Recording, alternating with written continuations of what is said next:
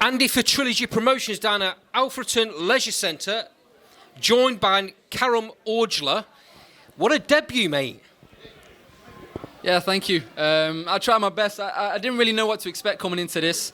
Like I said, I've been boxing amateur a long time, but it is a completely different game to the professionals, which I knew it would be different, but I didn't quite appreciate how different it would actually be. From everything to getting here and how the pre-fight build-up is and how the gloves feel when you're in the ring and the way it connects and the atmosphere, different game. You can spar as many rounds as you like with bigger gloves, mate. Makes no odds. Because you get a lot of people that they take a lot from sparring.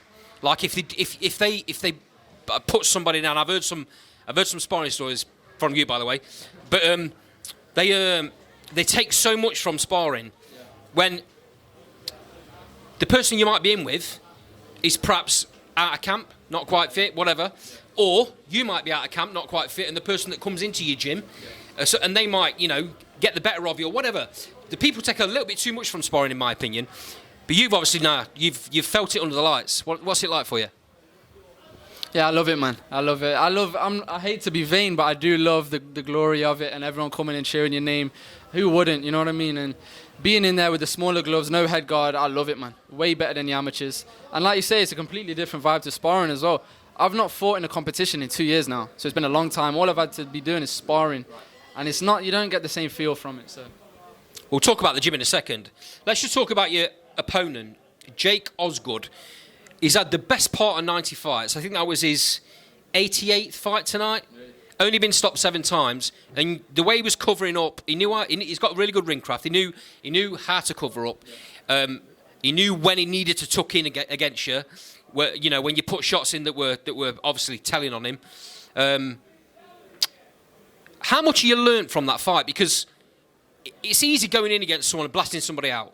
You're not going to learn from that. Yeah, I was speaking to my coach of that after. You go in the ring and sparring and you're fighting these guys who are at a good level.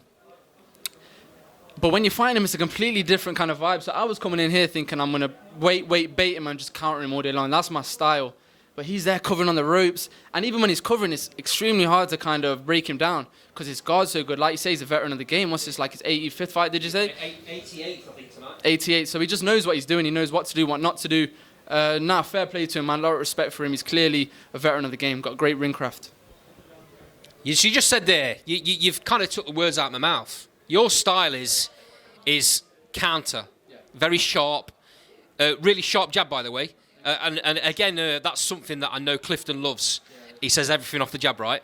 But when you've got a fighter there that just tucks up on the ropes, like you said, you're kind of having to come away from your style a little bit to try and pull him out of his shell. Yeah, it was a little bit frustrating, to be honest, but I tried not to let it get into my head too much. Stay calm. I'm lucky I have a great corner team. They were telling me, keep behind the jab, keep him busy, but don't do nothing stupid and don't go crazy. Right. I need to talk to you about something I saw out there a bit ago with your friends, your family. Obviously, great support, and they love you. They love what you're doing. But there was something hilarious. You were getting loads of photos taken, and then I don't know whether it was a member of your family or just a friend. They passed you the phone to take a photo of them. That's grinding you, right? Yeah, 100%. Listen, so those are all my dad's mates. My dad's the number one person when it comes to grounding me. He's never going to blow smoke up my ass. To be fair, everyone in my team, from Clifton to my dad's friends, they're very much keeping me grounded. Not too much, obviously, not trying to break my confidence, but it's good to have people like that so you don't, especially with something like this where I got all these people pulling me and dragging me all over the place, it's important to stay humble. Very, very easy to get carried away with the moment, because everyone's patting you on the back because they're happy for you, you've done a great job. But when I see something like that, I had to chuckle because I thought that's great because that's keeping your feet on the floor. And I know Clifton. I've done so many interviews with Dylan, and Clifton's there, and he's like, "Yeah, that was good, mate, but you could do better." Yeah, obviously Clifton wasn't here tonight. I'm sure if he was, I would have got a few slaps in the ring and all. That's kind of his signature move. I'll speak to Clifton about it. There's a video of it, so we'll go through it. I'm sure he'll have a lot to say, and that's it. It's all about building, isn't it? So, yeah. That was obviously your first one. You said you've been out for the best part of 2 years, and it's all been about sparring and learning, and you're learning from a very, very, very experienced man in Clifton.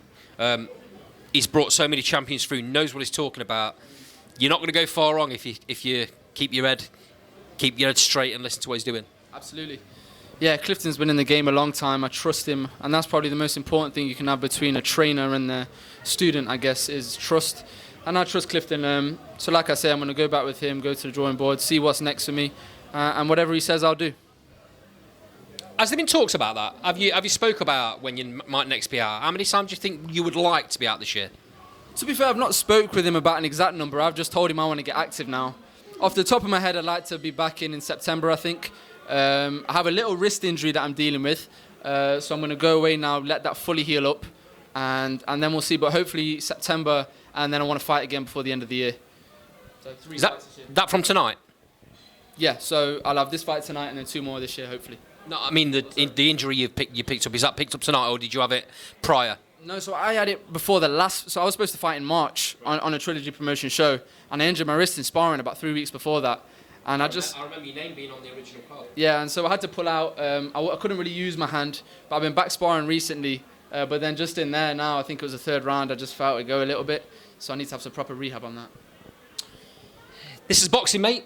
Yeah. You can't go in a shower without getting wet. Yeah. You can't punch and not have the possibility that you're going to get a slight injury. Like you say, it's how you rehab, right? Yeah, 100%. I've learned so much just from that injury, how to wrap my hands properly, what not to do, what to do. Even just little wrist exercises to strengthen your wrist. These are things you kind of overlook in the amateur game because the gloves are so big, got these big head guards on. You don't have to think about that as much, but 100% I'm going to learn a lot of skills now. Karum, I really, really appreciate your time, mate. It was a pleasure watching you.